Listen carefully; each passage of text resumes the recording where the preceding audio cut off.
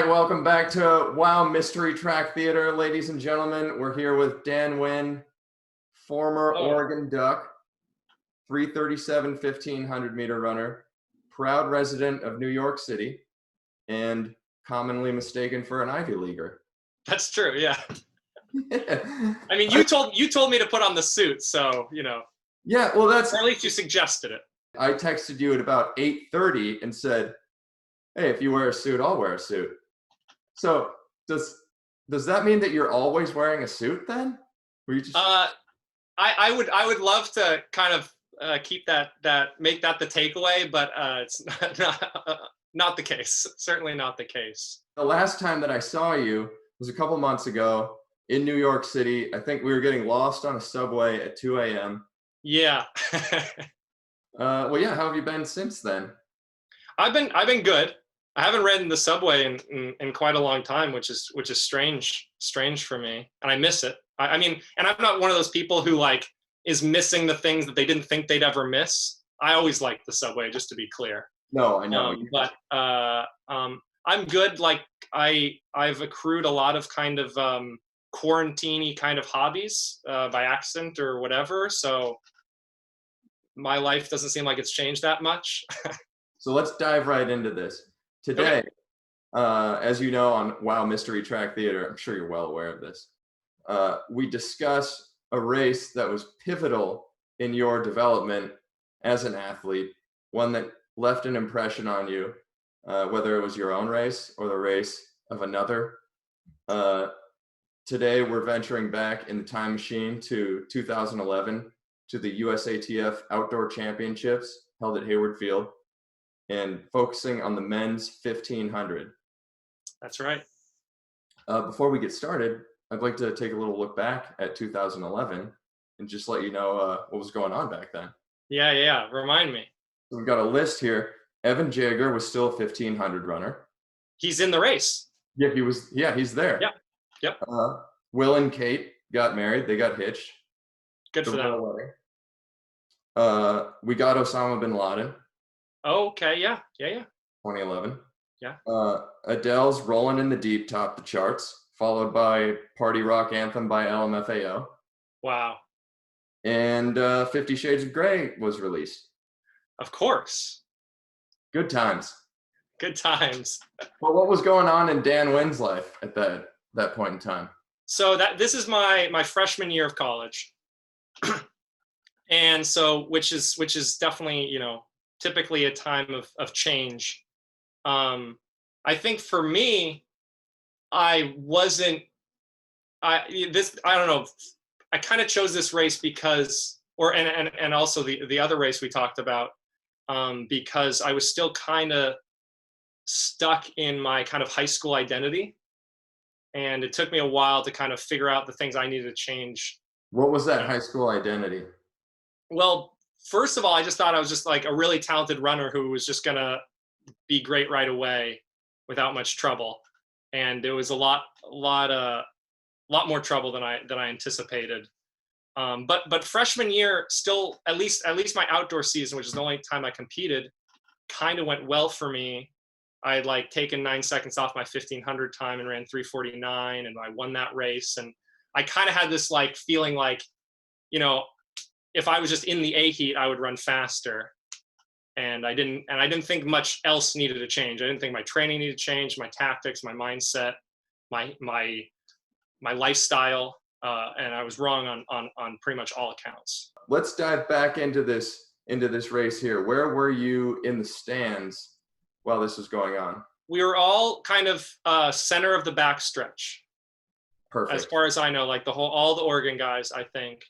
And you can kind of like pound the side as they go by and scream at them, because we had a bunch of vested interest in this. AJ was also wearing the Oregon uniform, and then Jordan McNamara and Weeding were former Ducks, as well as Jager and maybe somebody else in an OTC kit. I can't remember. Okay, so you're anticipating this race in the stands with your teammates, getting ready to pound the sides of the walls. You got teammates in the race. Yes. And you need to learn a lot from Centro because he's got something there. Yes. It's intuitive. It's crazy. what did you think was going to happen? I think I remember begrudgingly betting on Legat to win. Centro second, probably Weeding third is probably what I said. Mm-hmm. And then I learned my lesson because at Worlds I got it exactly right. I said Kiprop, Kiplagat, Centro, and that's exactly how it finished. So I bet against him and I learned my lesson. I didn't. And you haven't gotten anything wrong ever since. Exactly. Yeah. Exactly. That's exactly right. Yeah. Good. So you're directly looking at the screen here. You're on the left side of these, stage left of these guys. Yeah. So they just ran by me. What are you thinking right now? Who are you sitting next to in the stands? I don't remember specifically. I just have a sense of like the whole Oregon team being there. So 800. Oh yeah, man. So 211. This is great. I mean, it's almost the exact same split through it. Like this is what Centro just run in, I believe, Arkansas. Okay. So I assume he's happy. Now AJ's gotten himself in some trouble. Yeah, he's on the rail here. Jordan, and it's good. I mean, yeah, and there he's there a lot of trouble. Oh yeah, he almost went down there. We're in the bell lap now. We're going. I mean, Centro's in the perfect spot. Legat's good. Are you thinking Legat is on Centro right now? What's going to happen? I'm worried that Centro's going to get stuck behind Jordan. Yes. And Centro just very cutely just does just enough to get by him right there. And he always does. He always does like just enough to get by you, just enough to hold someone off. Look at this angle. Centro is so smooth. That sideways angle is the best way to look at his stride. Yeah. He never looks like he's kicking that hard. It's kind of infuriating. Yeah. And he just finds something a little extra there. Yeah. When they pulled even, it was like, oh, Legat's got this. Exactly. Yeah. I probably said that in the stands. I probably said that verbatim. Yeah. Somebody threw popcorn all over you. So what are you doing in the stands right now? Is your shirt still on? It might be torn or something. Yeah. We were really freaking out. I think we're checking to see if Weeding got the other place because I think we knew going into the race that Legat was going to run the 5K. Uh-huh. So we knew it went 4 deep to go to Worlds. There's my current coach, Steve Finley, giving Centro. Oh yeah, no way. Yeah. Your tie is all probably loosened and messed up in the stands. Yeah, disheveled. Yeah, I mean, you're grabbing your friend's lapels and shaking them. What's my going? Boot gear was never to be found again. Yeah. Yeah, good riddance. What did that race teach you? So one thing, especially like kind of talking about how my Oregon career didn't just like, it wasn't just an instantaneous success, was the luxury of being coached by the coach that got Centro to win that race, and had coached so many people, to so many incredible performances. I was never in doubt that what I was doing wasn't best. Like just, like it was just like, yeah, well, I'll just figure it out. Like, Mm-hmm. like it didn't have to work out in the short term, but I kind of had a long-term confidence in Andy Powell just being great at his job. And he also, talking about predicting races, I don't think there's anyone as good at predicting races as Andy. He'll tell you exactly how the race is going to play out, when someone's going to make a move, and he's just always right. Oh man, I love that. Yeah. So how did that manifest itself in getting on the starting line and going to the track? Did you carry a different swagger about you, or were you more confident? Did that show to other people? I don't know if it showed to other people. A lot of people didn't believe in me.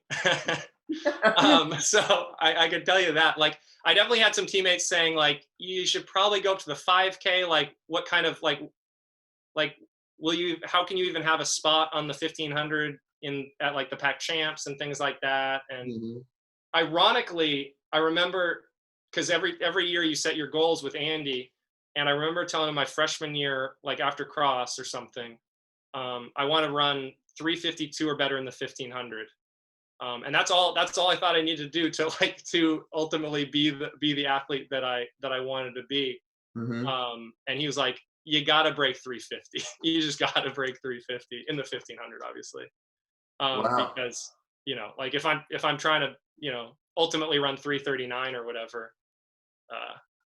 But I never kind of had I never had to be on the same timeline as the people I was following. I just needed to know their training and kind of, you know what I mean? I Yeah, don't know if I said that well. that can be a lot to digest when you're a young freshman coming in, and on one side of your brain is thinking I can take on the world, and the other Yeah. side is thinking, how am I going to do this? Yeah, no, I mean, definitely I definitely had a weird combination of hubris and humility where I didn't get to wear the Oregon singlet in my first race because it was we don't want to risk that. We'll go unattached, Yeah. And then I did really well. I got second in the race. I had a big PR. And then Andy was like, either way, your call, run unattached this season or run attached this season. And I was genuinely just so desperate to hey, I'm healthy. I can, if I can just put on that singlet for a second, what if something goes wrong? What if this doesn't work out and I never actually get to run for Oregon? And so I definitely had that kind of anxiety about this not working out. Yeah. But I did really plan on it working out. I really didn't have other plans for my life after college and stuff. So Yeah. Yeah, it was I don't even, it's hard for me to explain how contradictory those kind of attitudes were and how I was able to house those both in my young, I think naive person. Yeah, I feel the same way. It's hard to look back and think how did I ever think that? But then it's a good thing that you did, because it got you to where you ultimately ended up. Yes. Yeah, it did work out. You shared a recipe with me just before we started this, which is your favorite dish, one that you make Yeah. better than anybody else and that you enjoy most. Mm-hmm. Why don't you tell us what that is? So yeah, and I do want to get the word out about this because it's been around for a while, but I don't know if people are really enjoying it as much as they can. It's called, I call it oatmeal. Some people call it other things. My mom calls it hot cereal, and that annoys the hell out of me because what the heck? Sounds weird. So we got Quaker Oats. I don't remember. I think it's Toll House, and I accidentally got chocolate chunks instead of chocolate chips, so they're kind of a little too big. Oh. I make a lot of quick, irresponsible decisions in the grocery store, and this was one of them. But some of them work out though. Exactly. I mean, this is fine. This is going fine for me. I'm going with something that you probably know and love. Bob's Red Mill. No. Portland. Do I know it? It's a Portland thing. Bob's Red Mill. I'm an embarrassment to Portlanders. Well, you're a New Yorker now. I mean, you were born a New Yorker, always have been. But Dan Winn, this has been a pleasure talking to you. Absolutely. The pleasure's all been mine. Well, maybe we both had a pleasure. Yeah, no, I think we both had pleasure today. I spoke too soon. The pleasure has not been all mine. Yeah. But I have had pleasure. You're pulling the pleasure away from me. Give me some of that pleasure. You can have it. You can have the pleasure. My mistake. No, I want to share the pleasure with you. But yeah, okay, yeah. Let's go 50-50. 50-50, absolutely. 50-50 pleasure for Dan and Jeff. Sounds perfect. It's a good relationship. Yeah, thank you very much for being on here. This is another fantastic episode of Wow Mystery Track Theater. Thanks again, and thank you. Hope to see you soon. Oh, you too, absolutely.